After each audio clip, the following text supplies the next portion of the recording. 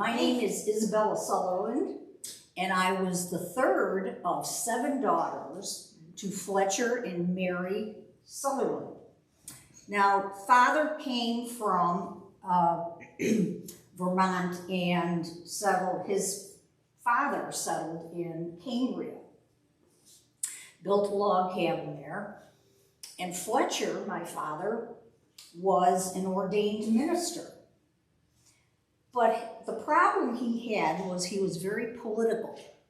So he would get into a church and just spew political comments, and therefore he was not very well liked. The churches did not care for him, so he didn't stay in a church very long. But he would sit in front of our cabin and talk with the neighbors. He would go and help neighbors when they were going by in their wagons. And he didn't do much work. We had no money, and growing up we wore burlap clothes, and we worked in the fields. We didn't have shoes except in winter. So as Father sat talking to the neighbors, we did all the work. Well, we had very long hair, and that was a result, according to my mother, of this concoction that she made with items around the house. It didn't smell very good, so needless to say, we didn't have very many friends, or our friends in school wouldn't sit next to us because it was really pungent. So Mother claimed that it was a hair grower, and it helped grow our hair. Now, between the 7 sisters, we had 36 feet of hair. Mine was the longest. So we had a brother, Charles. I was born in 1852. As I said, I was the 3rd daughter. Charles was born the year after me. And it was somewhat of a scandal in Cambria because on a census it said that Charles and I were born in Genesee County and that we were adopted. Well, it turned out that Father was a bit of a rascal. He had 3 daughters and he wanted a son.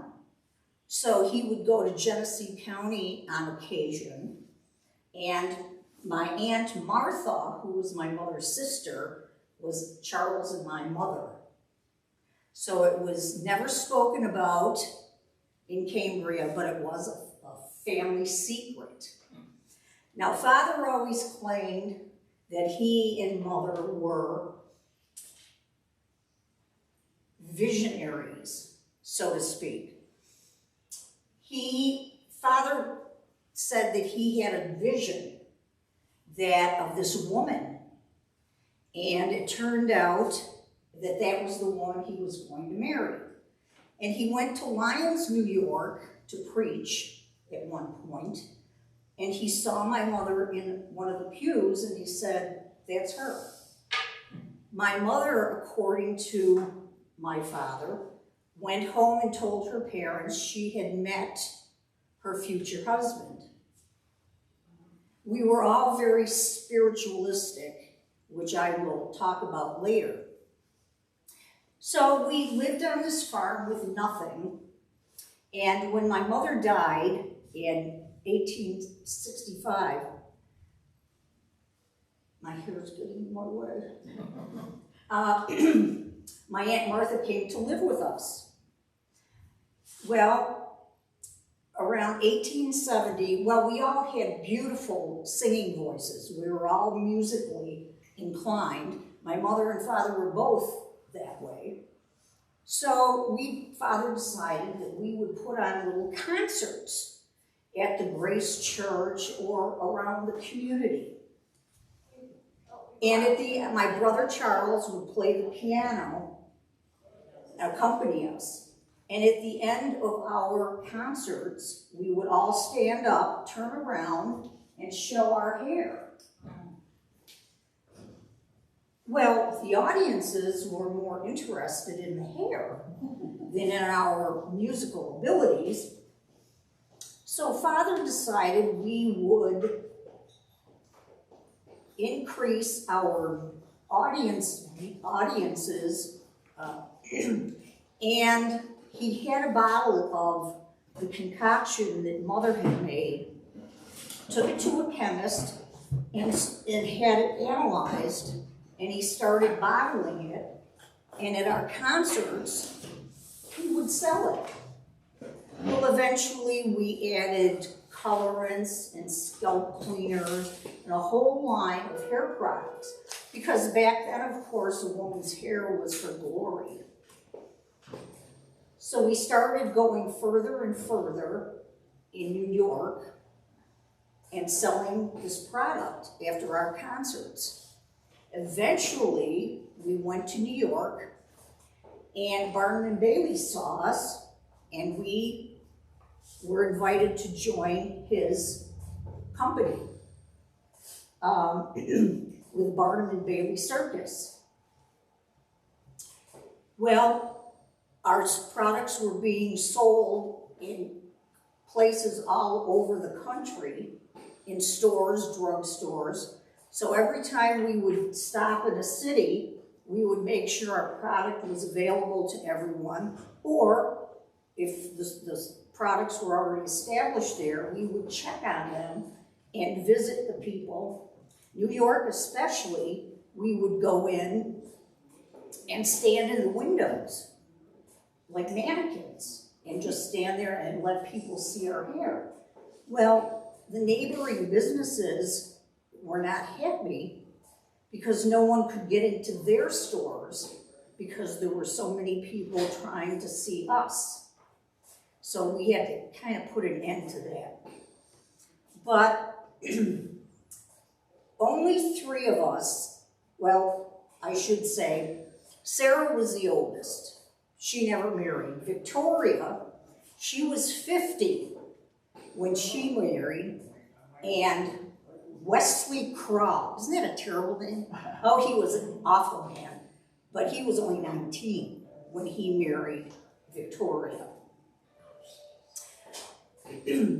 Naomi married a man, Harry Bailey, who was of Barnum and Bailey Circus, and he became our manager after Papa died. I married a man named Frederick Castlemaine. Now Frederick, we called him Lord because he was of royal blood. And he came from Germany. And his great-great-grandfather had been thrown out of Germany for some unknown reason. And he moved to Pennsylvania. His son, Ralph, who was Frederick's father, was born in Pennsylvania, and the grandfather, during the Revolutionary War, he was on the side of the British. Well, great-great-grandfather had to flee to Canada, and Castlemaine, Canada, and he was the mayor. So Frederick and his brother Ralph grew up wealthy, and they both became lawyers, but Frederick didn't like that too much. So he liked traveling around, and he was an excellent marksman. I met him in San Francisco. People said that he was closer to my sister Dora, who was second youngest, but I knew Frederick loved me. So as we were making all of this money, we built a mansion in Cambria. Each one of us had our own room, and Frederick came to live at the house for about a year. He wasn't really interested in our lifestyle. I mean, he liked the money, and we had plenty of spirits around the house, meaning alcohol.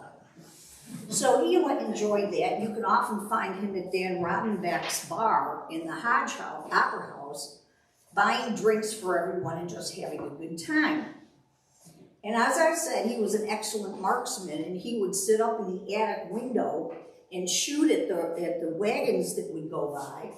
And if he happened to hit one of the ropes that was tying the vegetables on the wagons, he would laugh and run down and help the farmer put the vegetables back on the truck. If Papa was sitting out there with his pipe and smoking corncob pipes with his friends, Frederick would sit in the window and shoot at the pipes.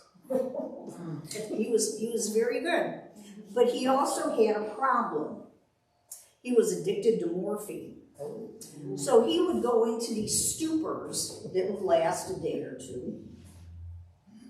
He'd always come out of it. We'd kind of slap him and I'd rub his arms and trying to get the circulation back. And he eventually would come to. Well, two of my sisters and I went to New York City one time on a shopping spree, and Frederick came along with us.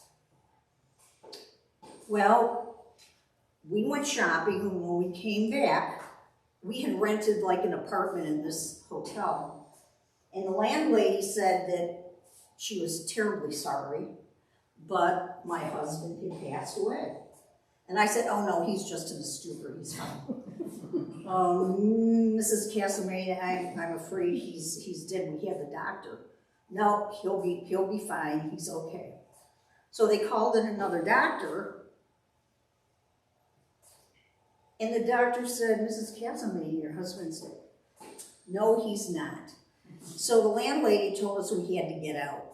So we brought Frederick back to Lockport, and we laid him out in the dining room table.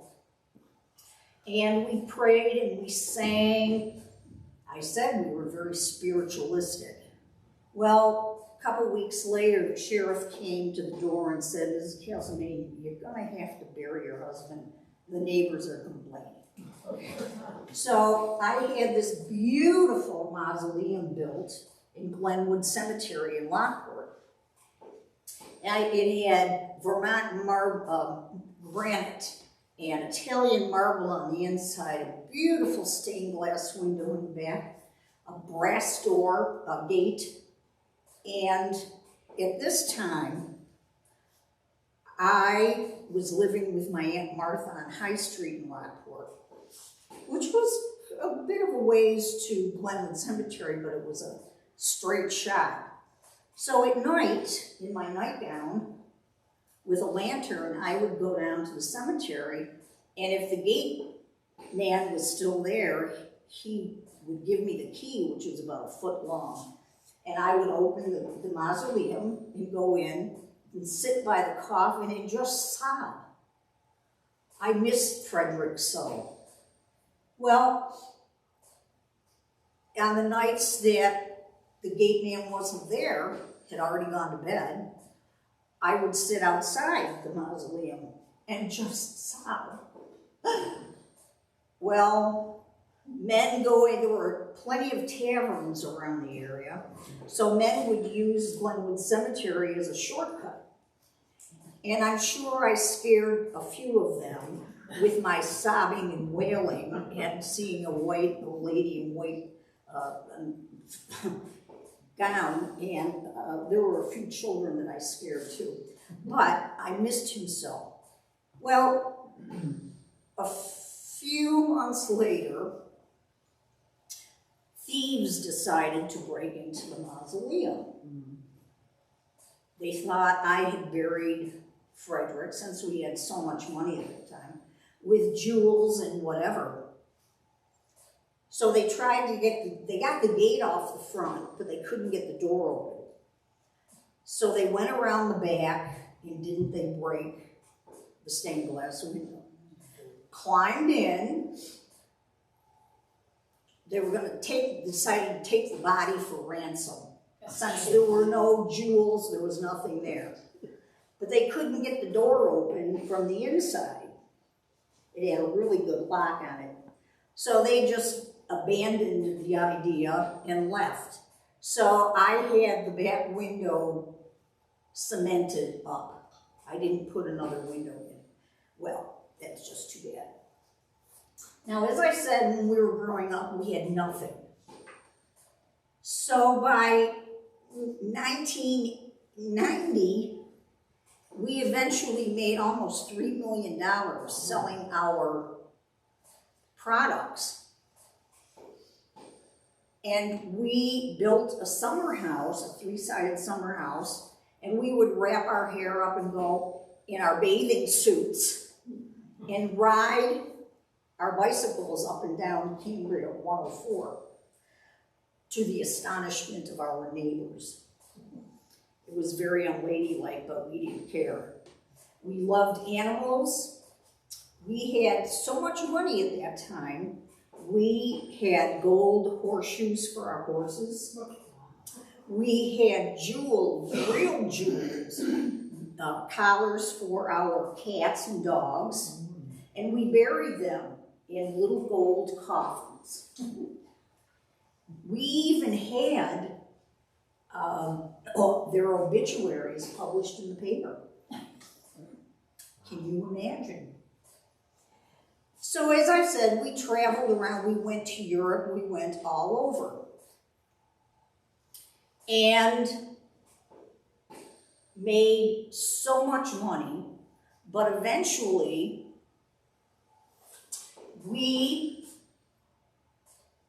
women stopped cutting their hair. So hair products, the business kind of died off a little bit after Father died, and then Charles died. After Henry, who married Naomi, he was our business manager.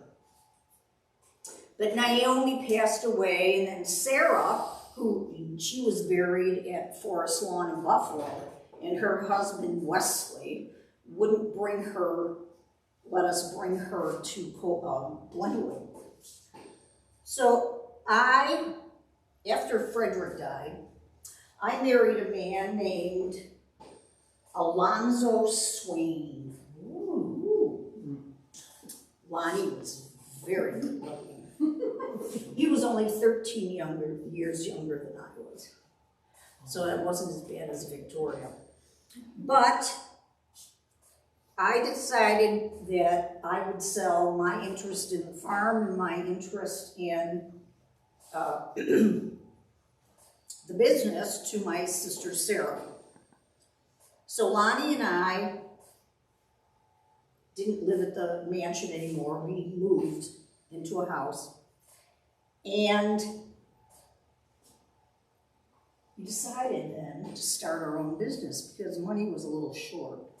So we started a hair coloring business with colorants and scalp cleaners, combs, beautiful combs.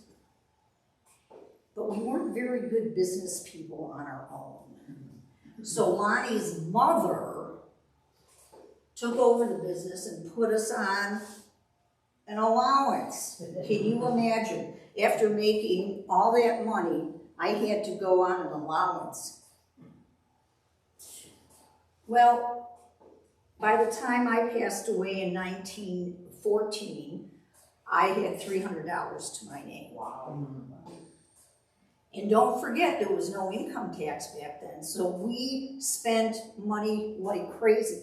The mansion, each one of us had our own room. We had dolls, and there are still a few that are still in existence today. I think the Historical Society has a few. But we had the big staircase going up, had a full-length portrait of each one of us going up the stairs. And as I said, we each had our own room. And we would hire girls to come and comb our hair. Because we couldn't comb it ourselves. And we didn't want to comb each other's. Neighbors often said that they could hear us fighting, screaming and yelling. We did go through quite a few sets of dishes. There was one time when Frederick was sitting out in the yard. Now, as I said, people thought that he liked Dora better, but he really loved me, and he married me. But he was out there, and Dora was on her porch. Each bedroom had its own little porch, balcony. So Frederick was out there, and they were flirting, and I was not happy about it. So Dora came into the kitchen, and we just started throwing plates and dishes. And eventually, I think, I don't know how many sets of dishes we went through, but there was a lot of screaming. Well, you know how just a few women together is, and there were 7 of us. Poor Father and Charles, plus Mother and Aunt Martha. Anyway, after I passed away, Dora, who was the second youngest, as I said, and Mary was the youngest. Now, Mary had some medical issues. She was, they would probably call her manic depressive today. She was a little bipolar. And she would get into these rages, and we had to pad her room and lock her in there because she was manic. Well, Mary, Dora, and Grace went to New York in the 20s. Now, Naomi was the only one that had children, and her daughter, Grace was the only one that had children, and Naomi was a niece, and she became an actress in Hollywood. And she wanted friends of hers in Hollywood to make a movie about the Sutherland sisters. Well, some of the sisters went out there to check it out, as they say, and it never came to fruition. And Dora, poor thing, she was hit by a truck, and she was killed, and her remains are still in Los Angeles. Now, Mary and Grace were the last 2 survivors, and they lived in the mansion on the bottom floor, and eventually only in the kitchen. They rented out the upstairs, and they burned pieces of furniture and whatever to keep warm. And their nephew, Harry, would come and help them, bring them food, but they didn't want charity. They didn't want anybody to give them charity, any food, nothing. So eventually, Harry had to put them in the sanitarium in Buffalo. And in 1938, the house burned. The attic was filled with all their memorabilia, trunks. Each one of them had a trunk.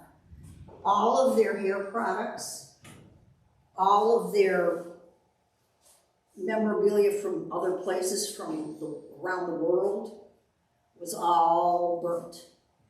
So there was nothing left. So eventually, Mary had passed away, and Grace was the last one. She died in 1946. And there is a house now that was built on the same location as the mansion had been today. And if women hadn't cut their hair, who knows what would have happened with the hair products. Because when women bobbed their hair in the 20s, that business just went down the drain, so to speak. So, that's the story of the 7 Sutherland sisters and their brother Charles. We had a great life, except when we were little, but eventually we just spent all the money because it was fun. And since we didn't have any growing up, it was wonderful. We could buy anything we wanted. I thank you for being such a lovely audience. Does anybody have a question? Hands go up. Yeah. I would like to know where on 104 you're. It's right in Warren's Corners. It's Okay. right near the corner. There used to be a big sign.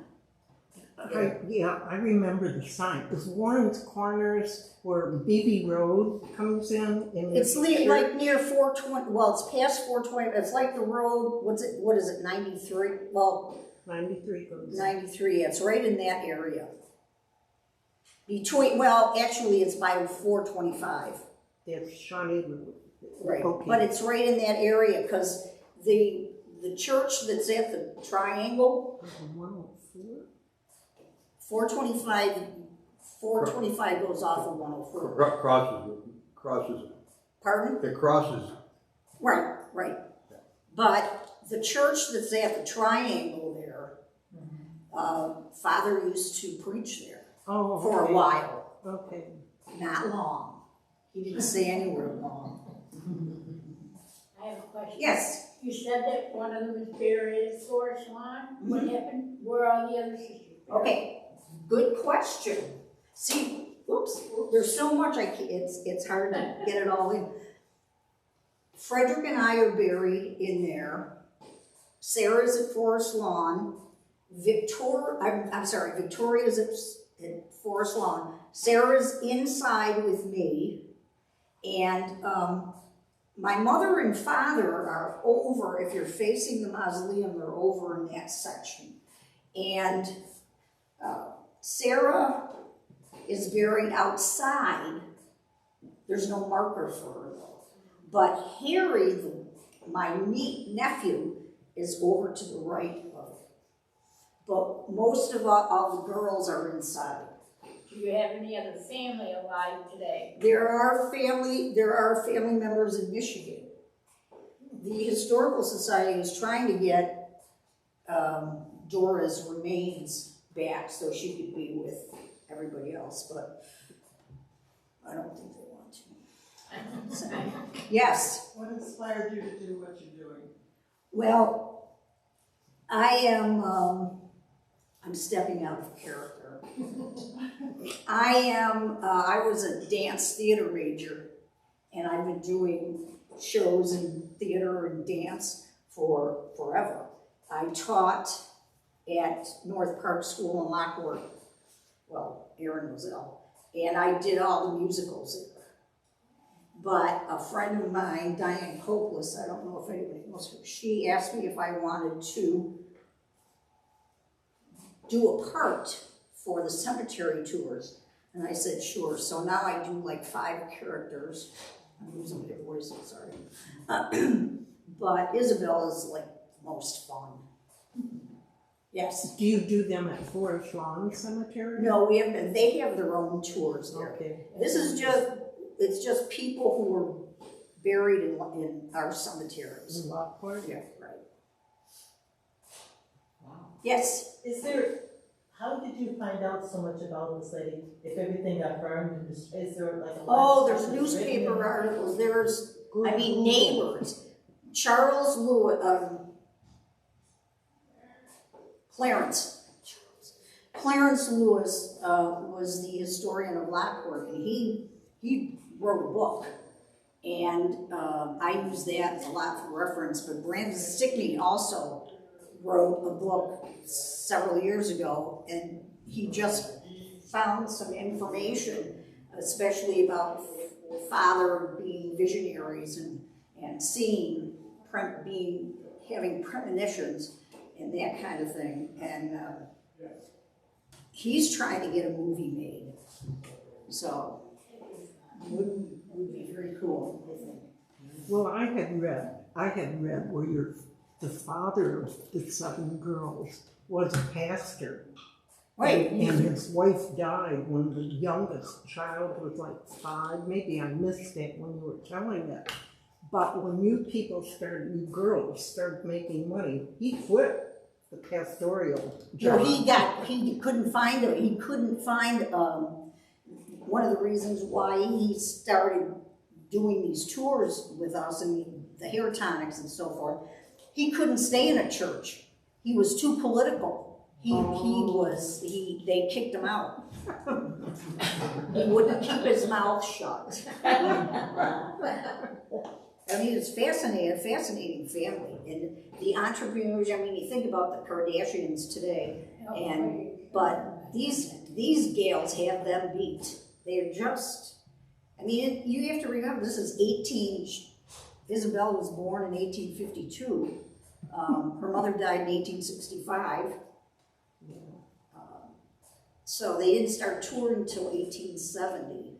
Kardashians don't have any talent though. Well, you got that right. But I mean, can you admit, women, they were their own bosses. Women you couldn't even find a job. Secretary maybe, school teacher until you got married. And I mean, there just weren't jobs for women. They were not allowed to work. And any money that they got, their husbands took it. That's probably why the 7 girls, only 3 married. How long did it take to grow the hair? Oh, they started when they got were young. Like I said, the mother always thought that it was the hair grower that was the thing. But we didn't cut it much. And we only washed it like once a month.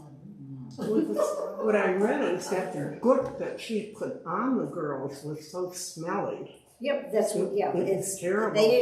Nobody would sit next to them in school. Yeah, they feel that made the hair grow more so. There wasn't much in it. It was just like glycerin and water and other stuff that mother found in the garden or whatever. I don't know. There is a recipe around it. We didn't buy it back then, we didn't know what it was called. There you go. So, wow. Anyway, anybody else have a question? Did you have your own, like, you had wait staff in the house? Oh, there were a Did they few have, servants, but would you want to work for them? Not with throwing dishes all over. I mean, they had people come in and clean and whatever, but They didn't have anybody that lived there, like no. upstairs maids, downstairs maids, the cook and all that. They had someone come in probably to watch Mary or, make sure she was okay when they went on tour. Because Mary, they had a replacement for Mary sometimes because she just wasn't able. They never knew what her disposition was going to be. Right.